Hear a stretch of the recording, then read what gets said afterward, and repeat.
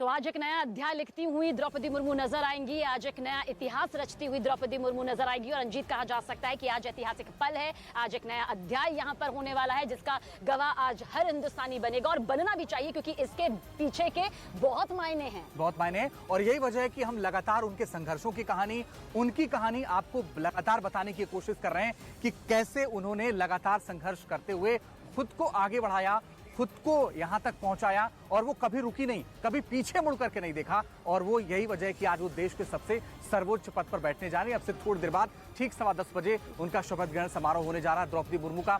और उनके जो दो खास मेहमान हैं, उनके भाई और भाभी मयूरभंज से वो यहाँ पर आए हैं। सिर्फ दो ही खास मेहमानों का जिक्र लगातार हो रहा था कि उनके दो जो खास मेहमान हैं, भाई और भाभी, वो इस वक्त आ रहे हैं, उनके शपथ ग्रहण समारोह में शामिल होंगे।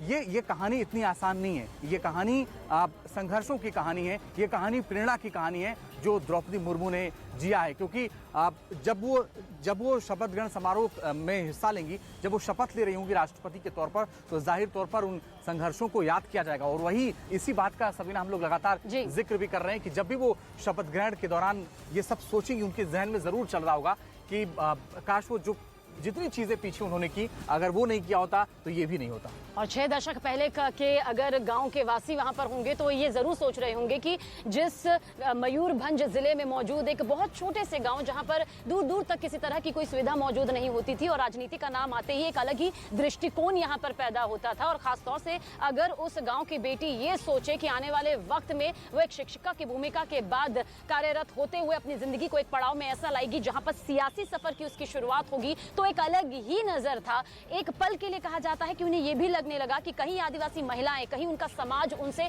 दूरी ना कर ले। लेकिन हर उस सोच को गलत साबित करते हुए आज देखिए वो महामहिम बनने जा रही है। इसी के साथ वो इतिहास रचने जा रही है जिसका गवाह आज पूरा हिंदुस्तान यहाँ पर बनते हुए नजर आ रहा है। बिल्कुल, और इसीलिए हम लगातार कह रहे हैं कि काम बोलता है और काम बोलने का ही नतीजा था कि आज हम देख रहे हैं कि देश के सबसे सर्वोच्च पद के लिए वो शपथ लेने जा रही हैं। क्योंकि जहां से उन्होंने शुरुआत की थी, शायद ही कोई उम्मीद कर रहा था, शायद ही किसी को ये लग रहा था कि द्रौपदी मुर्मू एक दिन देश की राष्ट्रपति बन जाएंगी। लेकिन आज वो देश की राष्ट्रपति के तौर पर शपथ ले रहे हैं, जिसकी सारी तैयारियां पूरी हो गई हैं। अब से कुछ ही मिनटों बाद ठीक 10:15 पर वो वक्त आएगा जब वो शपथ लेंगी। और जाहिर तौर पर जब वो शपथ ले रही होंगी तो पूरा देश उन्हें बधाई देगा, क्योंकि वो पहली देश की ऐसी आदिवासी महिला है जो शपथ लेने जा रही हैं। लेकिन इस दौरान उनके संघर्षों की कहानी जरूर बताई जाएगी, उन्होंने जो किया है उसकी कहानी जरूर बताई जाएगी। वो प्रेरणा है इस तौर पर कि जितनी भी कठिनाइयां आई हों, कभी वो रुकी नहीं, वो हमेशा आगे बढ़ती रही। और उसी का नतीजा है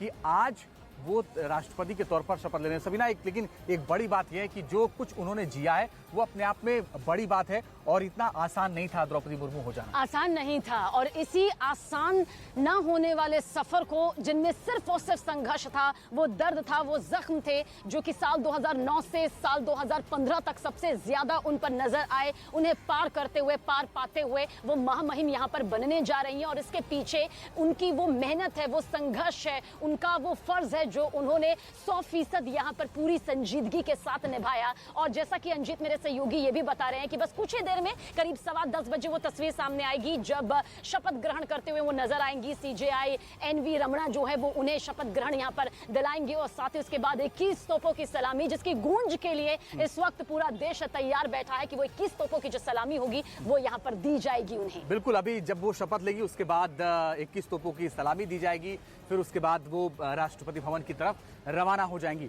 देखिए, हमेशा से ये कहा गया कि द्रौपदी मुर्मू, उनके संघर्षों को लेकर बात हुई, उनके इस तौर को लेकर के बात हुई कि वो आदिवासी महिला हैं और आने वाले वक्त में एक नया ट्रेंड सेट होगा सबीना कि कैसे कोई भी व्यक्ति इस देश में संघर्षों की बदौलत आगे बढ़ सकता है, कठिनाइयों से लड़कर के आगे बढ़ सकता है, चाहे वो कोई भी हो। और इसकी जीती जागती मिसाल है द्रौपदी मुर्मू, जिन्होंने शून्य से शिखर तक का सफर आज इस तौर पर सफर किया है और वो राष्ट्रपति बनने जा रही हैं। और इससे बड़ी बात क्या हो सकती है जो आपने यहाँ पर कही है कि शून्य से लेकर शिखर तक का सफर तय करना इतना आसान नहीं था, बेहद मुश्किलों भरा यहाँ पर रहा। और सोचिए, आदिवासी समाज को लेकर जब भी जिक्र होता है तो एक नजरिया आता है आखिरी पंक्ति का, एक पिछड़े वर्ग का, एक दर्द से भरे तबके का। लेकिन अब ये सोच बदलेगी, ये नजरिया बदल लेगा। अब समाजवादी तबके का जब नाम लिया जाएगा तो मिसाल के तौर पर सबसे पहला चेहरा, सबसे मजबूत चेहरा, महिला सशक्तिकरण की सबसे बड़ी मिसाल के तौर पर अगर कोई नाम जुबान पर आएगा, अगर जहन पर कोई तस्वीर यहाँ पर छाप छोड़ती नजर आएगी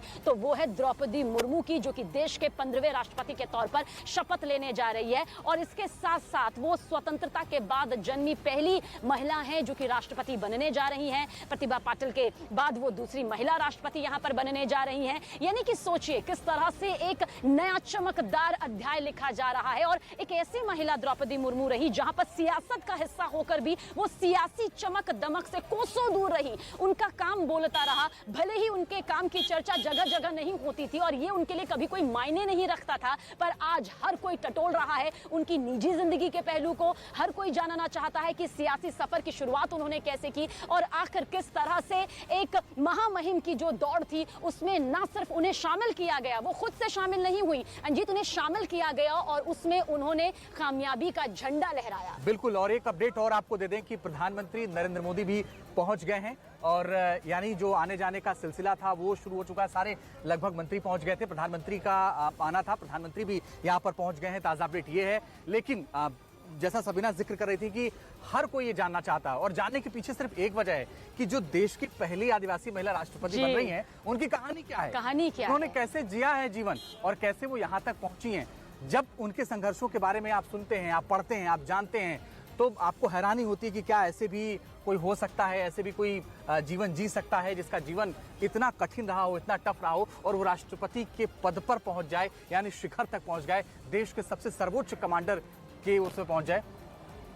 और इस वक्त आपको बता दें कि राष्ट्रपति भवन की तरफ से निकल करके संसद भवन के सेंट्रल हॉल की तरफ से सेंट्रल हॉल की तरफ जाया जा रहा है और प्रधानमंत्री भी पहुंच गए हैं। अब से कुछ ही मिनटों बाद ये पूरा का पूरा कार्यक्रम शुरू हो जाएगा। द्रौपदी मुर्मू अब से चंद मिनट पहले पहुंची थी राष्ट्रपति भवन, जहां पर उनका स्वागत रामनाथ कोविंद ने किया था और अब प्रधानमंत्री नरेंद्र मोदी पहुंच गए हैं सेंट्रल हॉल में। ये पूरा कार्यक्रम है और इस दौरान एक भव्य आयोजन है और इस आयोजन के तहत वो शपथ लेंगी, राष्ट्रपति को सीजीआई शपथ दिलवाएंगे और उसके बाद ये पूरा कार्यक्रम अब आगे बढ़ेगा। सबीना, इस वक्त पूरी तैयारियां लगभग पूरी हो गई हैं और वो वक्त धीरे धीरे बहुत करीब आता जा रहा है। तो 6,76,803 वोट के साथ द्रौपदी मुर्मू ने रिकॉर्ड कायम किया, अपनों का साथ, विपक्ष का साथ यहाँ पर मिला और आज महामहिम की ये सबसे बड़ी कुर्सी वो जो है वो अपनाने जा रही है। और मेरे पीछे मेरे सहयोगी भी दिखाएंगे जो इस बैरिकेड्स के पीछे है। देखिए किस तरह से यहाँ पर काफिला अब पहुंच चुका है और इस काफिले के बीच में अब वो घड़ी भी आ रही है, बेहद करीब हो चुकी है जब सीजीआई एनवी रमणा उन्हें शपथ दिलाएंगे, फिर किस तोपों की सलामी यहाँ पर दी जाएगी। सबसे पहले किस तरह से उन्होंने राजपथ पर जाकर महात्मा गांधी जी की जो समाधि है, स्थल जो है, वहां पर पुष्प अर्पित किए, उन्हें श्रद्धांजलि दी और फिर शुरुआत यहाँ से की। और कड़ी दर कड़ी किस तरह से अब वो कड़ी आ गई है, वो घड़ी यहाँ पर आ गई है जुड़ती हुई, जब वो शपथ ग्रहण करती हुई नजर आएंगी। यानी अंजीत, इस बीच हम ये जरूर कह सकते हैं कि कुछ होती है मिसाल जो कि सिर्फ अपने एक ही सफर को लेकर बनते हैं, लेकिन यहाँ पर वो अपने निजी और सियासी दोनों सफर को लेकर मिसाल कायम करती हुई नजर आई। और इसके पीछे जो मुझे यहाँ पर लगता है सबसे बड़ी वजह ये रही कि निजी जिंदगी तो हम देख ही रहे हैं, लेकिन सियासी सफर में जो भी रहता है वो चमक दमक में रहता है, लेकिन इस चमक दमक से वो दूर रही।